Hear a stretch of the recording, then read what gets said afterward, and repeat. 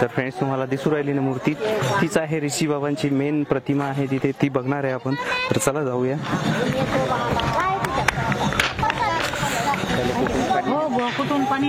बघा, नदी पूर्ण ड्राय झालेली आहे. जेव्हा आपण बरसातीमध्ये इथे आलो होतो तर ही नदी भरभरून वाहत होती तेव्हा, कारण की तुम्हाला सर्वांना माहिती आहे तेव्हा पाणी चालू होता. बरसातीत खूप पाणी असते, त्यामुळे नदीलाही खूप पाणी राहते. पण सध्या आता उन्हाळा लागलेला आहे, त्याच्यामुळे पाणी पूर्ण आटून गेलेलं आहे. आणि या ज्या पहाड्या, हा खूप उंचावर पहाड्या, जवळपास याची हाईट मला वाटते 30 मीटर तरी असेलच.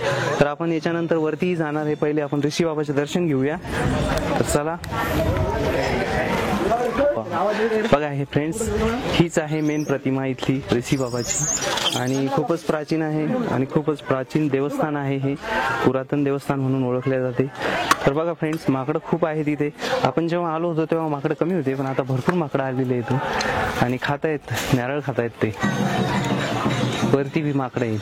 आपण जेव्हा गेलो होतो त्र्यंबकेश्वरला वगैरे, तिकडे बी खूप माकडं होते, पण त्यांचे जे तोंड होते ते लाल होते आणि यांचे काळे आहेत, कारण की आपल्याकडे सर्व जे बी माकडं आहेत ते काळ्या तोंडाचे आहेत. तर बघा, याला आपण जेव्हा मागच्या वेळेस आलो होतो तर इथे खूप सारे आगी मोहळं लागलेले होते, पण आता एक पण नाही दिसू राहिलं. आय थिंक गेले असतील उठून.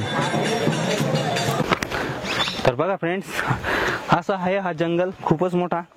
आणि आता आपण वरती चाललेलो आहे. तुम्हाला वरतून पूर्ण जंगलाचा व्ह्यू दाखवायचा आहे, त्याच्यासाठी आपण वरती चाललेलो आहे. तर चला, तिथं पंजाचे काटे येतं, तेही बघूया. चला चला बाबा, अजून उंच जायचं आहे. खूपच हाईटवर आहे डोंगर. बापरे बाप, दम लागला मला. काय करणार, वय झालंय ना आता, दम लागू राहिला आता दिवसेंदिवस. चला, अजून उंच जायचंय बाबा. बघा फ्रेंड्स, आलेलो आहे लगभग उंचावर आपण. खूप दम लागला रे बाबा मला. असं आहे बाबा. मित्रांनो, अशा निसर्गमय वातावरणात एखाद्या वेळेस नक्की यायला पाहिजे. त्याने काय होते, आपला जो दिवसभराचा सीन बाहेर असतो, जे बी टेन्शन असते ते दिवसभराचं चालल्या जाते अशा ठिकाणी आल्यानंतर. शिवाय देवाचे दर्शनही होते. चला फ्रेंड्स, असं म्हणतात की इथे ऋषी बाबा पहिले विश्राम करत जात आणि इथं त्यांची समाधी होती, पण आता ती खाली आहे.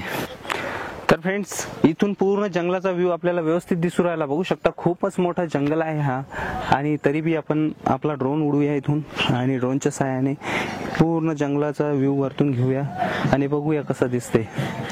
असं बी खूप छान दिसते. आणि नदीचे जे जवळचे झाडं आहे ते हिरवे दिसतात थोडे थोडे, आणि आजूबाजूचे पूर्ण वाळलेले, कारण की नदीमध्ये पाणी नाही आहे सध्या, पण तरी बी.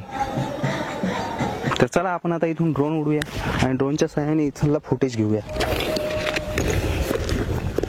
तर फ्रेंड्स, आपला पिल्लू रेडी आहे उडण्यासाठी.